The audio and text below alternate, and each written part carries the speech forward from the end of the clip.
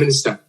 Mr. Speaker, as the UK and Welsh governments work alongside one another to respond to the pandemic, it's vital that families and businesses have clarity over which programmes apply to Wales and which apply to the UK as a whole, particularly important at the Downing Street press conferences. So can I ask the Secretary of State what he's going to do to make sure that his colleagues across Whitehall and all government agencies reflect the reality of devolution when responding to the pandemic? I call the Secretary of State. Thank you, Mr. Speaker. I think that's an entirely sensible observation from the Honourable Member for Rumney. And in fact, it has been an ongoing case. We have regular discussions around the communication of the issues to which he refers. It is absolutely essential to minimise confusion, that we stipulate what's devolved and what isn't. And of course, in some instances, that line is quite a blurred one. But every day we have these discussions and we'll continue to have them. I now call Kevin Brennan, the member for Cardiff West, with his supplementary question. Kevin Brennan. Thank you, Mr. Speaker. And can I echo what my honourable friend just said about those working in the health service who suffered from the virus? But we know that when ministers from Wales and the other devolved nations of the UK and the UK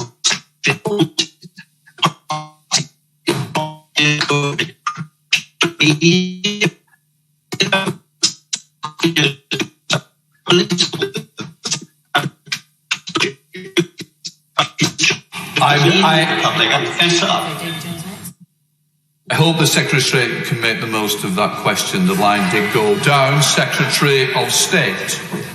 Mr. Speaker, thank you. I don't know if I caught any more of that than you did, but I could see... I could get the general gist of it. Okay. I suspect what I was going to answer with was something along the lines that the collaboration between UK Gov and Welsh Gov is, if I can use those abbreviations, is a really important element of all of this. And we are determined to sort of put our political differences aside in order to achieve the goal that businesses and residents of Wales want us to achieve, which is to defeat COVID-19 for good. We're now going to go over to David Jones, the member for Clwyd West. David Jones.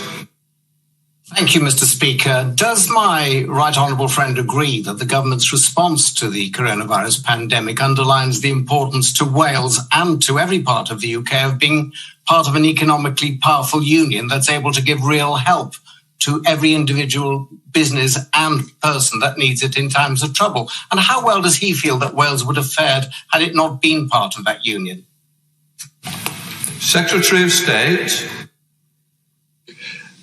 My right honourable friend puts his finger on a really important point, and the key thing about it is that almost irrespective of people's political backgrounds in this during this period, everybody has come to the conclusion that we could only have dealt with this as a union, whether in Scotland, Northern Ireland, England or Wales. The union has really mattered, and never has the United Kingdom been more important.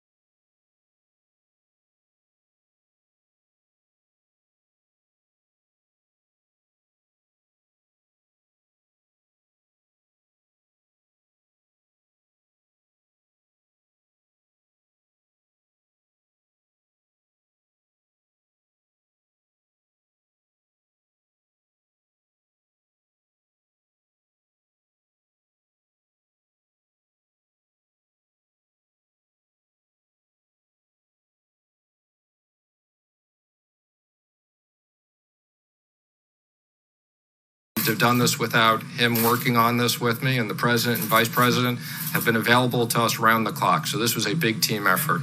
Collaboration of the Democrats? Absolutely. We couldn't have done this today without unanimous consent and the Democrats being on board, and we look forward to this being passed on a bipartisan basis tomorrow. This is a real example of the country coming together to fight this virus. What is your best understanding of what Mitch McConnell wants from an infrastructure package? Again, I think we're not at the point of designing that. Like every other bill, we will work with senators on both sides on a bipartisan basis. I can tell you there's a lot of support, particularly for things like broadband and especially what's going on today. But the president has talked about, I was on the campaign with the president. We've been talking about bridges and tunnels and rebuilding this country for years. So the president wants to make a big investment in this. This is Mitch McConnell. Mr. Secretary, what will we see the $17 billion portion of CARES reserved for companies deemed critical for national security? And also, will oil companies fit into that at all, per the president's tweet? So we're in the process of putting out guidance. That part was really designed for national security companies that are either major suppliers to the Department of Defense or companies that have top secret clearance. So that national security provision was very clear when we did that. The president has asked me to work with the Secretary of Energy. Obviously, the energy business is very important to us. This has national security issues, but different. And we look forward to both looking at what existing capabilities we have, and that will be something we may need to go back to Congress and get additional funding for. Similar to the airplane or airline bailout at all, or completely different situation. I mean, what you have with the airlines is, we had a very, very good airline industry. Because of the virus, they basically shut down. We have a situation now with the oil business, partially because of the virus, for less demand, but partially also because of too much supply. But, the president is determined. We want to maintain our energy independence, and the president has asked me to look at all of our options, and we're doing that. Obviously, it's a pretty extraordinary situation where you saw the front month of oil futures trade negative. Hi, on the issue of the fourth stimulus bill and aid to state and local governments, any thoughts on whether that money should be proportionate to the rate of infection in states so that harder hit states? Interesting, but way too early to consider that. Whatever we do, we'll do on a bipartisan basis. The president has listened to the governors. I've had the opportunity to be on multiple video conference calls with the president and the vice president. We're reaching out to a lot of people. There's a lot of states that have been impacted, but way too early to figure out that level of design.